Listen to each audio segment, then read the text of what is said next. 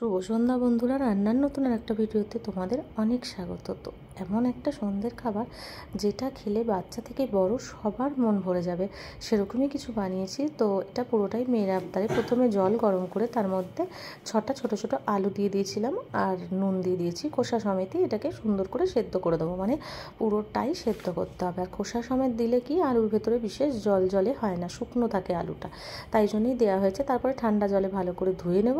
ধুয়ে নিয়ে প্রথমেই আলুর খোসাগুলোকে আগে ছাড়িয়ে নেব। তারপরে আলুর খোসা ছাড়ানো হয়ে গেলে কি করব দেখো, এগুলো সব কিনে রেখেছি আমি, এগুলোই কাজে লাগবে। তো প্রথমেই আমি ওর মধ্যে দিয়ে দেবো অ্যারারুট। তো অ্যারারুটটা আমি প্যাকেট পাইনি, দোকানে লুজ দিয়েছিল, ওই জন্য একটুখানি চেড়ে নিলাম, ভেতরে যদি কিছু থাকে তো দেখলাম পুরোটাই পরিষ্কার। তারপর এর মধ্যে দিয়ে দেবো একটু নুন আর দিয়ে দেবো গোলমরিচের গুঁড়ো। আমি 6টা আলু নিয়েছিলাম আর এখানে প্রায় 150 গ্রাম মতন আমি অ্যারারুট দিয়ে নিয়েছি। দিয়ে খুব ভালো করে এটাকে মাখবো। আর মাখতে বিশেষ একটা জল লাগবে না, আলুর ভেতরে যতটা থাকবে ততটাই কাজে লেগে যায়। জাস্ট হাত দিয়ে একটু একটু ছিটিয়ে নিতে হবে জল দিয়ে। মাখতে অনেকটা কিন্তু সময় লাগবে আর অনেকটা সময় ধরে ধৈর্য ধরে এটা মাখতে হবে। তো মেখে নেওয়ার পর ভালো করে 1 চামচ থেকে 1.5 চামচ মতন তেল দিয়ে এটাকে ভালো করে মাখিয়ে রেখে দিতে হবে। আর খানিক সময় থাকলে পরে আমি 15 থেকে 20 মিনিট মতন রেখেছিলাম, রাখলেই সুন্দর একটা ডো তৈরি হয়ে যাবে। দেখো একদম নরম মাখো মাখো, একদম পারফেক্ট হয়েছে যাকে বলে। এবার এটা দিয়ে আমি, তোমরা কিন্তু এরা বিভিন্ন শেপের করতে পারো। অনেক সময় তারা থাকে তো এত ধৈর্য ধরে করা যায় না, আমার অনেকটা সময় লেগেছিলো এটা করতে। তোমরা যে কোনো নিজেদের সহজ উপায়ে তৈরি করে নিতে পারো। তো এটাকে আমি এরকম করে গোল্লা করে চ্যাপটা করে নিয়েছি, নিয়ে বোতলের একটা ঢাকনা দিয়ে এরকম চেপে চেপে এই ধরনের আকার দিয়ে নিয়েছি। তো এটা দেখতে বেশ ভালো লাগছিল, তো এইভাবেই করেছি। তোমরা চাইলে যেভাবে ইচ্ছা এটা করতে পারো। দিয়ে আমি একটা ঝাঁঝরি থালার মধ্যে, শুকনো ঝাঁঝরি থালাটার মধ্যে ভালো করে সাদা তেল মাখিয়ে নিয়েছি। এদিকে দেখো গরম জল একদম ভেপার উঠছে, ওর উপরে আমি ঝাঁঝরিটা বসিয়ে দেবো আর এক এক করে সমস্ত যেগুলো বানিয়ে রেখেছি এগুলো দিয়ে দেবো।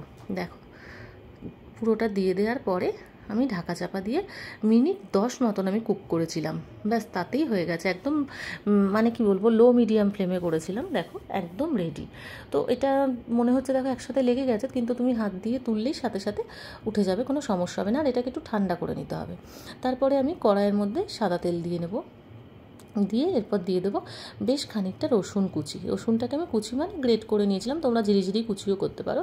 বেশ সুন্দর করে লাল লাল করে আর কি গোল্ডেন ব্রাউন যে কালারটা আসছে ওই রকম করে ভেজে নিতে হবে। তারপরে আমি দিয়ে নিয়েছিলাম 1 চামচ চিলি ফ্লেক্স।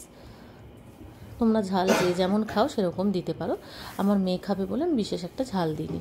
তো দেওয়ার পর তার মধ্যে দিয়ে দেবো টমেটো সস। টমেটো সসটাকে দিয়ে ভালো করে নাড়াচাড়া করব। তারপরে দেবো সয়া সস। তো সয়া সসটা বুঝে দেবে কিন্তু, নাহলে বেশি টক হয়ে যাবে একদম।